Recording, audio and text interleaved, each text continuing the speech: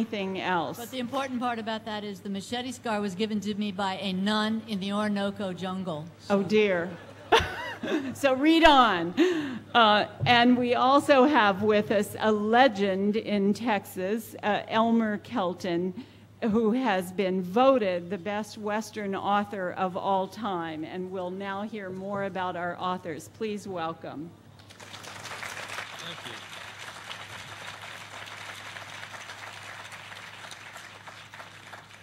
Do you want me to start off, or do you want to say ahead. something? Well, I was asked to ask some questions of Elmer to find out some more about him. I've known Elmer since 1983. My first book, Ride the Wind, was nominated for a Spur Award by the Western Writers of America. And so I went to Amarillo, Texas, with a really bad case of chiggers, but that's another story. You can ask me that question later. Yeah, okay. We'll bring that back up.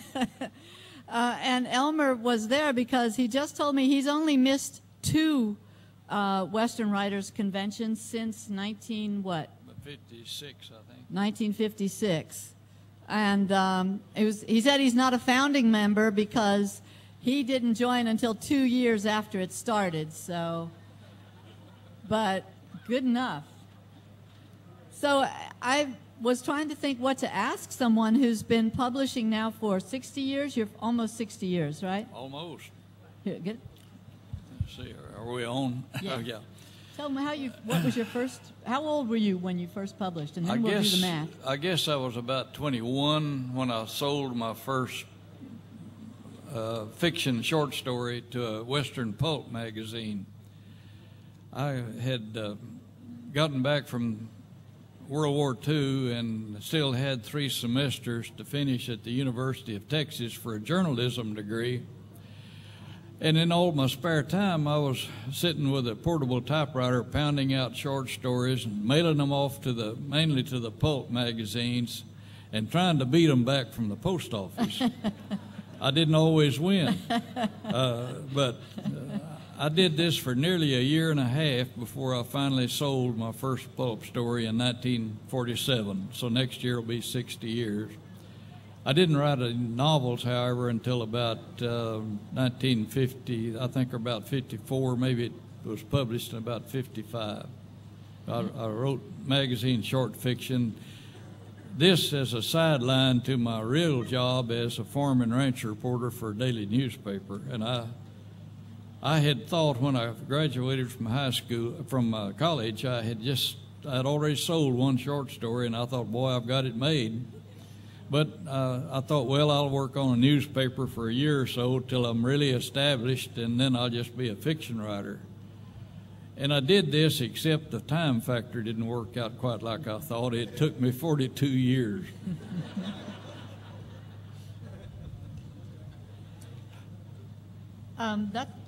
That's amazing, because I was 40 when I got started. So I wondered, I always think of you as the quintessential ranch guy, you know, and the West Texas. Did you always want to be a writer then, or was there any other? I mean, did you grow up in San Angelo? Is that where you originally from? No, I grew up west of San Angelo. West of San Angelo. Out at Crane and Upton counties. My father was a working cowboy and became a ranch foreman. So I grew up on the ranch with cowboys, cattle, and horses, and my father, you know, took it for granted that I'd become a professional cowboy, just like the rest of the family had been. But I had one little handicap. I always had 2 left hands when it came to cattle or horses. I never could seem to do anything just quite right. And my dad said, you'd better find another way to make a living. Well, my mother had been a school teacher. She taught me to read at age 5, which wasn't all that usual at that time. And so I was fascinated by stories that I read in magazines and books, and I began making up stories myself when I was probably 8 or 9 years old. And from that point, I always knew that's what I wanted to do. The question was how to go about it. And I had a high school teacher. He taught journalism and Spanish, and he gave him the idea that one way to get into writing was through newspaper work, because I could write and earn a living while I learned the fiction craft, which is basically what I did. And that teacher is now 97 years old, still around, and I still cherish him, because he helped point me in the direction that I took, you know. And this is a great thing about teachers everywhere, that they have more influence on children and pointing them in directions than anybody else I can think of other than parents. And so I have a great respect for teachers and for librarians, without whom I wouldn't be sitting up here. Thank you. I'm a librarian by training myself, so I appreciate that. So what was your first, what inspired your first story? And what were you looking around at things in your everyday life, or? Well, at that point, not necessarily. I was trying to write the kind of stories that were in the Western pulp magazines at the time, which basically were action oriented. As I went along and got into the novels, I tried to become more character oriented and downplay but not eliminate the action aspects of it. I tried to present history as I saw it to be, real history, rather than just the Hollywood manufactured type of history. And I was always fascinated by history. Having grown up around cowboys, and some of these fellows were old enough, they were old men when I was a little boy, but they dated back to the trail drive days and open range days, and I'd sit and listen to them talk, and they were a tremendous inspiration to me, because to me history was never something dead. It was very much alive, because I knew these people who had been there and lived it. And I had an experience a few years ago talking to a group of college students, and one of the girls in the class said, "You write about history. Why should that be of any interest to us? History is about dead people." And I tried to explain that history has brought us to whatever point we are today. We're all a part of a product of our own history. And if we don't know about that history, how do we know enough about ourselves? Can we understand ourselves without understanding where we came from? And this has always motivated me in my writing. I try to illuminate history through fiction.